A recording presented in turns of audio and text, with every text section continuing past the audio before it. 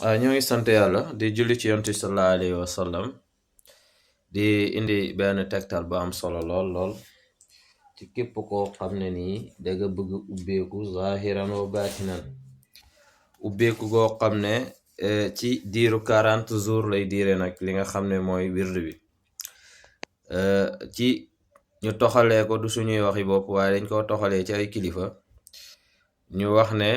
képp koo xam ne ci kilifa giñ ko jëlee nee na garanti nañu sirru bi képp ku ko def 40 jours yoo ko tëbalul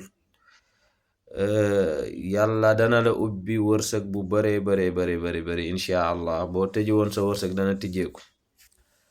yàlla yi dana la jéggal say bàkkaar yépp muy sirru ba am solo lool képp ku ko mën a def ko waaye nanga boo ko tëbalee rek xamal yàqu na nga tàmbalewaat moo tax mu xaw a jafe mooy lan mooy ginnaaw bu nit ki jullee gee la koy def wala ginnaaw bu nit ki julli fajar balaa julli fajar maanaam balaa julli suba bu jullee fajar ñaar rakkay fajar balaa julli suba la koy def wala bu jullee gee ba pare kon danga ciy déggee ne surtout bi kenn du ko liggéey ci naaj wu tàng niñ koy liggéeyee mooy dangay def istixfar 1261 fois boo paree nga teg ci istixfar nag buñ ko waxee mooy astaghfirullah 1261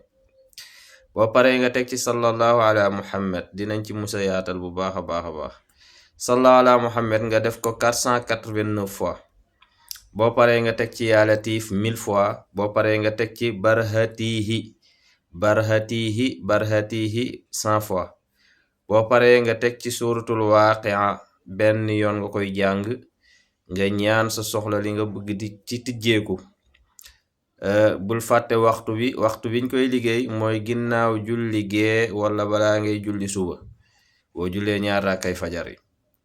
mbokk yi boo saxee ci lii ci diiru 40 jours te tëbaloo ko wallahi alazim yàlla dana la ubbi goo xam ne kenn du ko nattable ala kulli haal buntu wërsëg yi dana tijjeeku bu baax a baax incha allah jox nañ ci ndigal képp ku ko jëf yàlla na ci yàlla may la ci fatxu yàlla ubbi la ci zahiran wa baatinan ñu leen di ñaan ngeen partager vidéo bi dimbali ci jaamu yàlla ala kulli haal ñi soxla leneen mun nañoo woote ci numéro boobu affiché salaamaaleykum wa rahmatullah taala wa barakatu